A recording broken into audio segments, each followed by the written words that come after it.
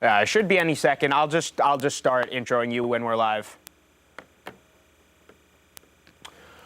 All right, I think we're live on the Facebook, live on the YouTube, live on the 5 News app, all that good stuff. It is the very best time of year, March Madness. First 4 got underway last night, underway tonight, but the real stuff gets underway tomorrow. I am lucky enough to be joined by Curtis Wilkerson, HawgSports writer for Arkansas basketball. I go on TV every night, Curtis, and I pretend that I know what I'm talking about, and that's because I read your stuff during the day, some of the very best basketball stuff that you could find for Arkansas. So appreciate you joining us tonight. Curtis is on the ground in Buffalo, our eyes and ears, everything going on before the Hogs take on Vermont tomorrow. So, Curtis, thanks for taking the time and letting us know what's going on down there in Western New York.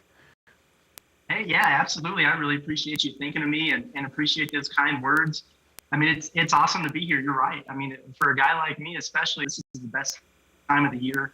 It's exciting, and what's been the best about it so far is all the pageantry of the NCAA tournament is back. You know, people are starting to venture their way to Buffalo from wherever, Vermont, UConn, Providence, Iowa, Arkansas, you name it. You're starting to see those fan bases pop up, those clusters of school colors at the different restaurants around the arena.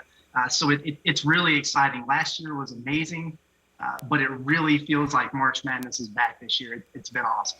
So you've been in Buffalo for a couple days now. First thing I want to talk about, you guys took a trip to Niagara Falls today, which I don't think is something the Arkansas basketball team ever thought they would experience. Just what was that like, seeing something like the Niagara Falls with the Arkansas basketball team?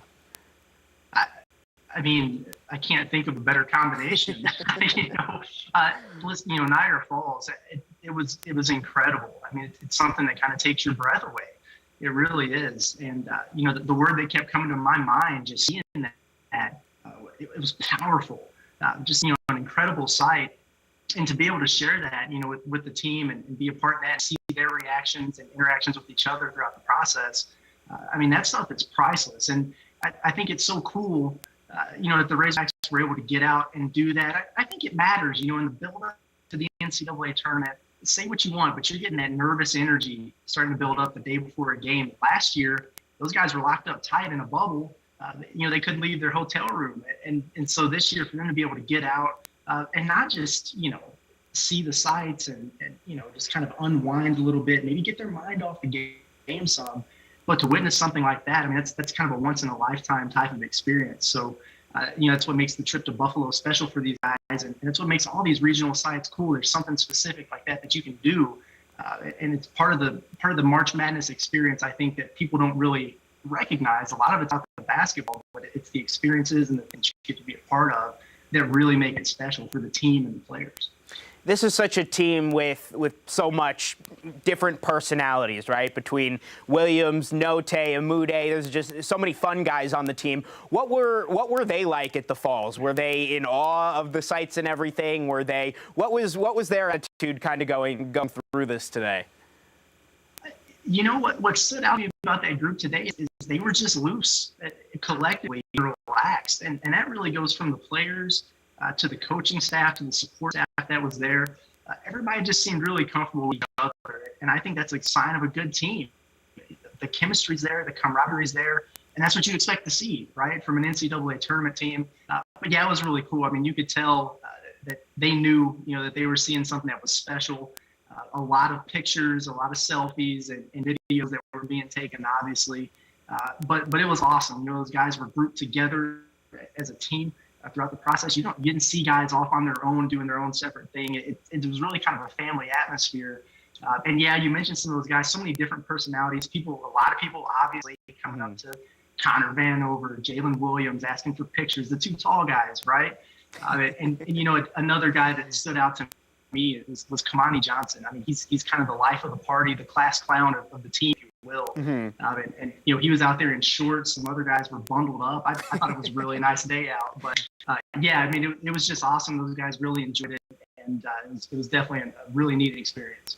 So then after you guys had some fun this morning, you hit the practice court for the first time, which is media hasn't been able to watch tournament practice in a couple years. So first of all, it's awesome to get that access back. But what did practice feel like today? Was it more of a hard practice or a loose, just get to see what the arena's like, talk Vermont a little bit? What did you guys get to see on the practice court today? Yeah, it was more of the same, very loose, very relaxed. I guess as it turns out, if I understood Coach Must correctly, maybe they had more of a full practice somewhere else off-site earlier in the day. Because I think he said that this was their second practice. But it was more of a shoot-around, So you had the guys split up on the different ends, working on game shots. You had the codes out there, maybe working on individual moves with different players. I tweeted out a video of Kamani Johnson making a jump shot over Keith Smart. Those guys they're just out there, not necessarily messing around, but having a little bit of fun, but also getting some work in. And, it was a different feel for different guys. Some people were just out there trying to get a feel for the rims and the arena, the environment. That's a big deal when you go to these things. The depth perception is different from arena to arena. So getting a chance to get 45 minutes to get a lot of shots up, that's going to be really important for Arkansas before they go in and play tomorrow night. And one guy who maybe stood out to me, I watched a lot of these throughout the course of the day of different teams, and nobody really had a full-on, grinder of a practice. Some teams worked a little bit harder than others. I don't know anybody, really broke a huge sweat. But JD Note did. I thought that he was a guy, it looked like he was warming up for a game, taking some game shots, moving with a little bit more speed and urgency than others out there. So kind of get the feel that he might be locked in for this NCAA tournament. Yeah, just going off that, speaking of Note, he had one of his, worst offensive performances, at least statistic-wise, in that final game against Texas A&M of the SEC tournament.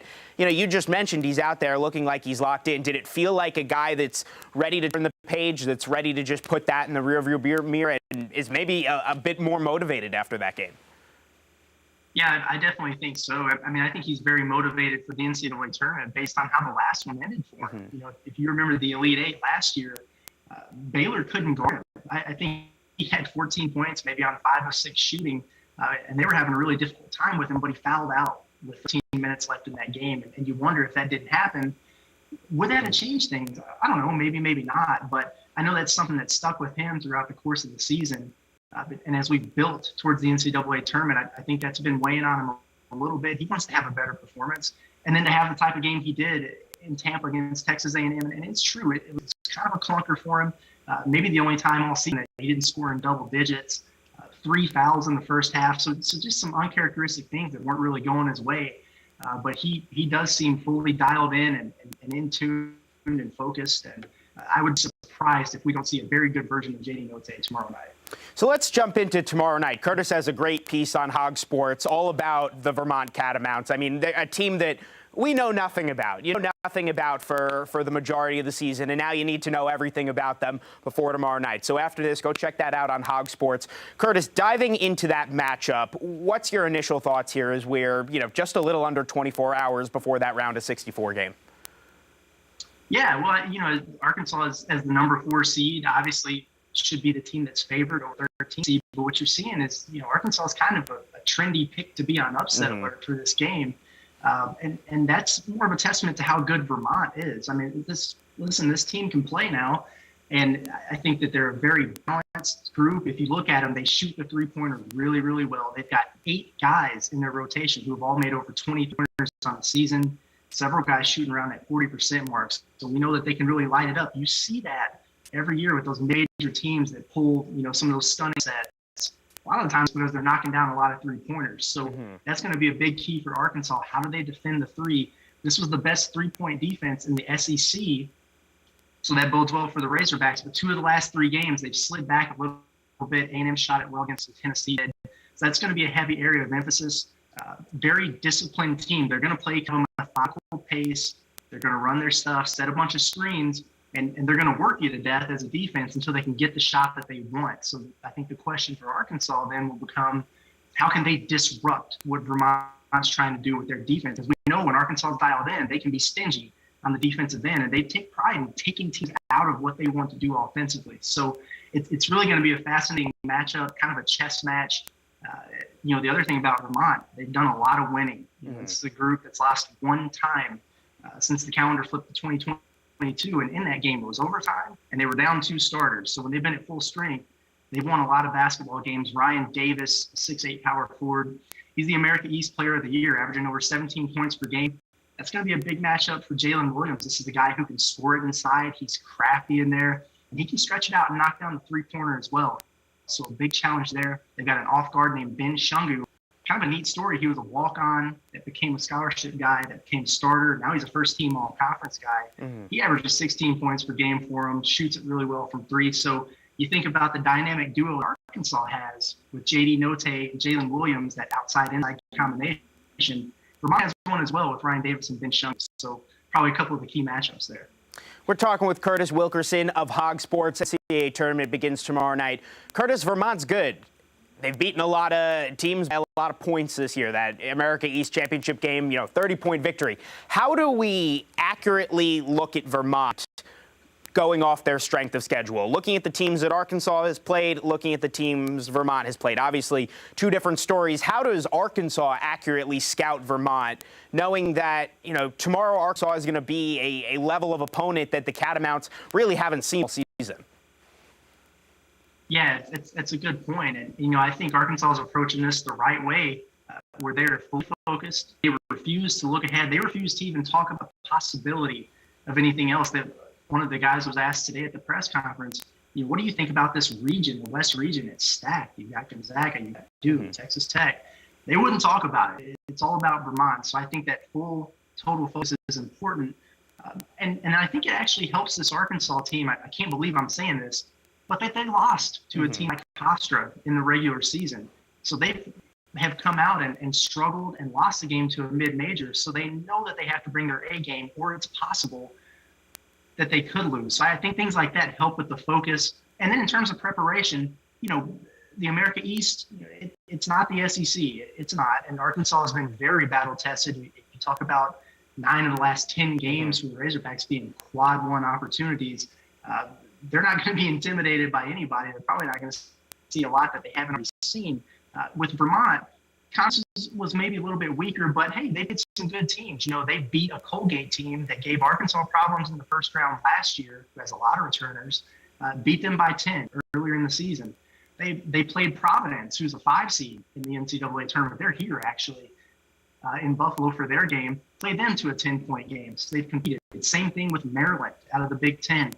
So they've got, it's a small sample size, but they played some good opponents and some somewhat comparable opponents to Arkansas. So I think reviewing that film and seeing how they adjust to life against, maybe the big boys when it comes to the length and athleticism and skill that a team like Arkansas has versus maybe what they see a little bit lesser of in their conference. Experience is such a pivotal thing, come March. Arkansas's experience is so interesting because it's the younger guys that have the experience. Jalen Williams, Debo Davis, J.D. Note, and the older transfers, Amude, Trey Wade, Audice Toney, who don't really have that NCAA tournament experience. Where do you think Arkansas's experience ranks coming to this one, going off that Elite Eight experience, but also having players who are going to get a lot of minutes tomorrow who will be doing this for the very first time? Yeah, that's a really interesting question. It's kind of a cool dynamic or a sidebar of this matchup. If you think about the projected starting lineup tomorrow, 9 out of the 10 guys are going to take 4 are seniors. And that's really interesting. Vermont has a lot of guys coming back from last time they made the tournament in 2018-19. And then you mentioned those guys for Arkansas. And I think it helps a lot when arguably your two players in J.D. Note and Jalen Williams are such a key part of what the Razorbacks did in the Elite Eight last year. Those are the leaders. Those are kind of the guys that make the engine run for the Razorbacks. And they've been there, done that. They figured out what works. They've been through the ups and downs. They felt the added pressure that comes with the NCAA tournament. And you have your leaders on the floor who have that type of experience. It's something that you can help kind of trickle down a little bit easier, more effectively to the team, as opposed to even maybe what a coach could do. It's firsthand experience. And when you have guys who are coming off the bench now, like a Debo Davis, hey, listen, Arkansas knows that March Debo is the guy that can win you a game in the NCAA tournament. He did it more than once last year. So you got to have some comfort in knowing that there's some guys who know what to expect going into this. And, some of those transfers too. Hey, Trey Wade played an NCAA tournament with Wichita State last year. Chris Light played an NCAA tournament way back when he was a freshman at Miami, but they've been there before, so they can relate to it a little bit, maybe more than the other guys. And so it gives you the ability then at that point to maybe offer some words of wisdom, some advice, maybe some of the things you were told when it was your first time to guys like Audice Toney and Stanley Amude, who are going there for their first time, but they're going to be such a key component to whether or not Arkansas makes a run this thing. Last year's tournament for Arkansas was so fun, but man, it would really get your blood pressure up from that first game against Colgate all the way to Baylor. They could have lost any of those first 3 games. They trailed in each and every one, of course, had to come back. JD Note today talked about getting off to a fast start. They can't do what they did against Colgate. They need to come out of the gate strong. But it's one thing to say it and another thing to do it. What's the key to getting off to a fast start against this Vermont team tomorrow and having a lead the entire game, even if it's by a couple points, and not putting yourself in a position you were in last year's tournament where they were down by double digits in almost every game? Yeah, I think the answer to that is probably twofold. I think it starts with pregame and not getting too caught up in the moment and the hype and the buildup, because sometimes you can do that and get a little bit overhyped, and then you tend to come out flat. And that's something that Musselman talked about before that Auburn game, before the Kentucky game at home, because you knew the atmosphere was going to be so charged up. Well, how do you channel that emotion? I thought Arkansas did a fantastic job of doing that in those games. So I think they'll be prepared from that standpoint. And then once the ball tips, I think that it starts with defense. I mean, that's the catalyst for this Razorback team, right? I mean, once they started to turn things around, it's because they really picked it up on the defensive end. They make life very difficult for opposing offenses. They take away what the other team wants to do. They're physical, they're big, they're switchable. They cause a lot of problems for opposing offenses when they're dialed in and fully engaged. And sometimes you see in these NCAA tournament games, it's a new environment, a new opponent. And so the first several minutes, sometimes it can be teams feeling each other out, and you see defenses that are on their heels a little bit. I don't think Arkansas can afford to do that. So I think ratcheting up pressure early, being disruptive defensively, maybe creating some turnovers. And the other thing that goes off of that I think is going to be important is getting out in transition and getting some easy offense early in the shot clock, picking up the tempo a little bit. Because Vermont, they're going to want this game to be slowed down. They want it to be a grinder. They can set screens, shoot threes, get back on defense, and pack in the lane, right? Well, if Arkansas can be disruptive and spread those guys out and make them uncomfortable and then get out on the run, that's going to be advantage Arkansas.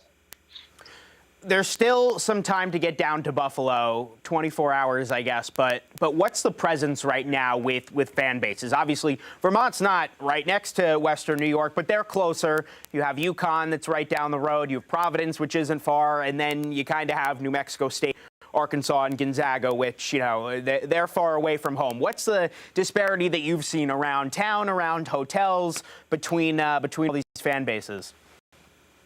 Yeah, it's pretty cool. Yesterday was pretty light. I think a lot of people probably are traveling today to go to the games on Thursday. I've seen a lot of Providence fans, actually, maybe more than I expected. I've seen them kind of roaming around in droves, honestly.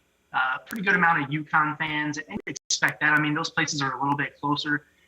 But, as the time has progressed, I've been seeing more and more Razorback fans. There were a pretty good amount, actually, in the practice, which was cool to see today.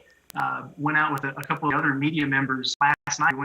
Went to the Anchor Bar to try the original Buffalo. All right, I'm gonna have to stop you right there. Then, what was the what was the review of the wing? Well, and so here's the thing, and me and our neighbors with the Buzz talked about this. We gave it a 6.5 out of 10. They were good, not great, and what a lot of the locals here would tell you is, people hear about the Anchor Bar because maybe that was the original, but there's a lot of these local joints in town that are a lot better. So whenever I wrap up here, I'm going over to the next spot. And I have a feeling we're going to have a higher rating, but I'm excited about it. Definitely excited about it. But to go back to what I was saying, at the Anchor Bar the other night, there were 2 tables full of Razorback fans in there. So they're coming. I'm really excited to see what the final turnout's going to be. And the other cool thing about it, again, is, they're allowing more things to happen. March Madness is back to normal, so you're seeing the cheerleaders, the bands for these respective teams come out. So you're really going to have a good atmosphere, I think, when things tip off tomorrow. Curtis, we can just wrap things up here. What is this game going to look like tomorrow in your eyes? Give me a final score. Give me how things are going to play out, and can Arkansas advance to the round of 32 for the second consecutive season? Sure. Well, you know what? I don't think it's going to be easy. Sometimes you see these matchups with the disparity in seeds. and it can be a blowout. And I don't necessarily see that in this game right away.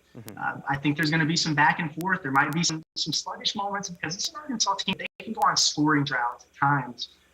But I do think that the defense is going to come to play. And I think they're going to be disruptive. Vermont's probably going to hit some threes. That's just what they do. But how can Arkansas limit them in different ways? Can they corral Ryan Davis? I think it's going to be a big key to the game, what they do in terms of defending that big man. But listen, I think the stars shine the brightest under the biggest lights. I do expect a big game from J.D. Note, Jalen Williams maybe getting back on track, that double-double machine. I think this one might be a little too close for comfort for Arkansas fans. Maybe at halftime and into the second half a little bit. But at the end of the day, I think Arkansas is going to be just too much and pull away down the stretch. I think I predicted a 75-65 win for the Razorbacks. Get that thing in the double digits, maybe where you're feeling pretty comfortable shooting some free throws down the stretch. But it's not going to be easy, and they better play.